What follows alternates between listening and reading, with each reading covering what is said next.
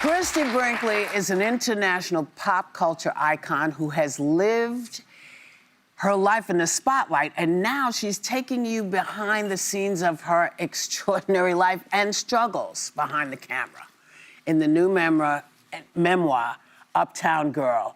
Please welcome Christie Brinkley.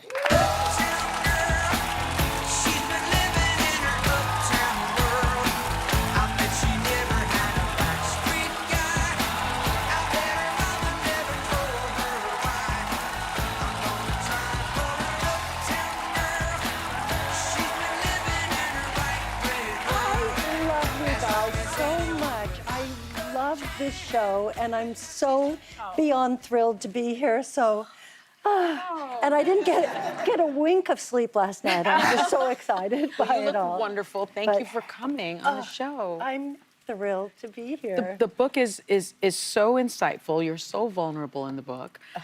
It's full of stories about your life and career with a lot of things that you've never talked about before. Yes.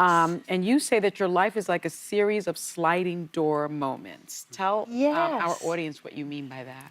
Well, what I mean by that is that my life, you start out in one direction and suddenly something happens. Like, my mom gave me the mission of knocking on a door, and I found my real dad, my dad that raised me, because I went to the wrong door.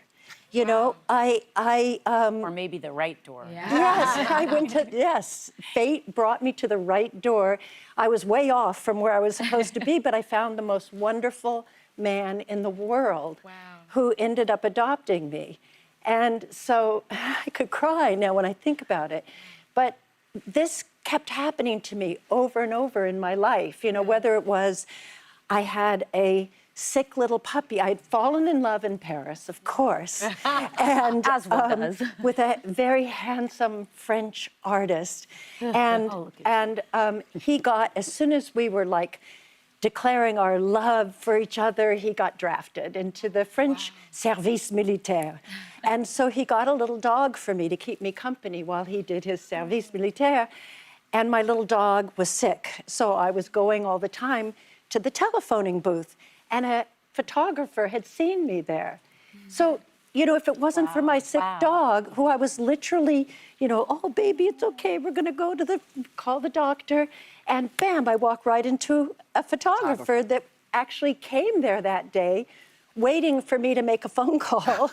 Wow. And he... But it's also because you're Christie Brinkley. Listen, I could go 100 times to that phone booth and the photographer's not gonna ask me to.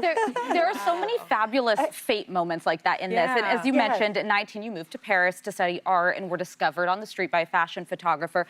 And this started what turned into an epic modeling career, changed your life. You're considered one of the most iconic models of all time. You've been on more than 500 magazine covers. Yeah. But you say that... You know, even that, getting my modeling start, so I went in, I met the agency, I describe it in the book, and then I went home and Jean-François had called me at my telephoning office and said that he had a weekend free. So I go travel down there, and what do? I crash my bicycle right into a motorcycle. Oh my God. My whole face is swollen like this. Not the face. And yes. And so I ended up staying there, and meantime, my door was filling up with messages from my brand new model agency. Where are you? Yeah. And instead of telling people she smashed her face in, they said, she's booked. We can't, she's already...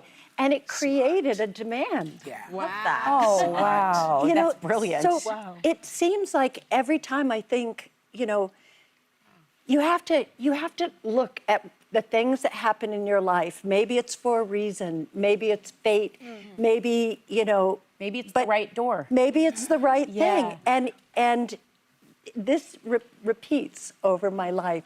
And I just come to think of my life as a pretty magical, amazing journey that I hope in the book, it's a fun diversion. Yeah, for- absolutely. in a stressed out world, take a little adventure with Well, you me. also open up like never before about your relationship with Billy Joel.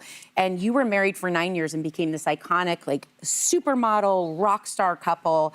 Some of his most famous songs, you walked out to one, include Uptown Girl, The Longest Time. And you met him because one of these moments you speak of, you walked into a bar in St. Bart's and he was playing the piano. So what drew you to him initially and made you fall in love?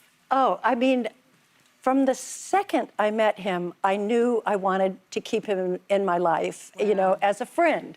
Because the day that I met him, he was very sunburned.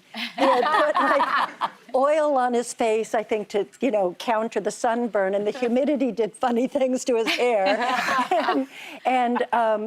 But he was hilarious. And I mean, I think you have a picture that somebody snapped of us after an hour of meeting each other. All he was thinking was, I like this girl, I gotta get to the piano and sing a song, because that's what works for me, right? Yeah. So he gets to the piano and he goes, so what would you like to hear? And me, not knowing who he was, said, the girl from Ipanema. And he sort of looked at me like, okay. And before he could say anything, I said, I just learned the lyrics in Portuguese. Hit it. Ai, que coisa mais bela, mais cheia. Olha que coisa mais linda que vem e que passa. Então se balança o menino da dança.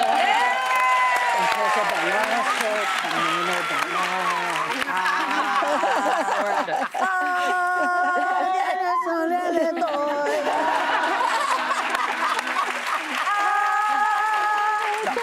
You know what? That part of the song became, you know how they say when you're having a baby, have like this music? Yeah. That was, I would get the labor cramps and I would go, oh, I love you so badly. Oh,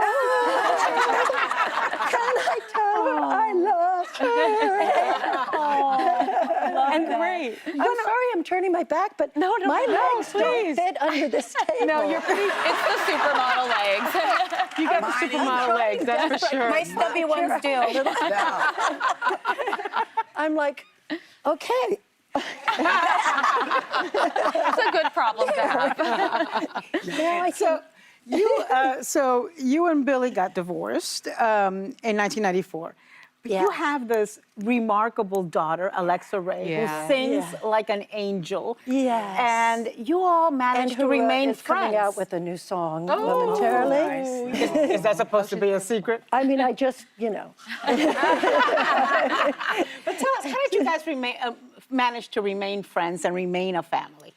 Well, I mean, he's a great guy. And I truly, truly, truly loved him. And I think when you love somebody like that, you love them forever. And, we got our divorce, but it was a mutual, like we were good to each other during the divorce. It wasn't like some other divorces, where it's torture. Yeah.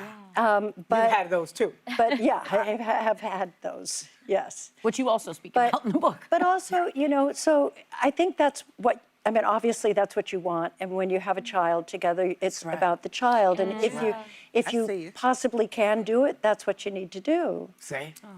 Now listen, Christie Brinkley, you have to come back. You have to come back and spend some time with us at the table. Now, her memoir, Uptown Girl, will be out tomorrow, April 29th. You can scan the QR code on your screen to pre-order the book. And you know what, y'all?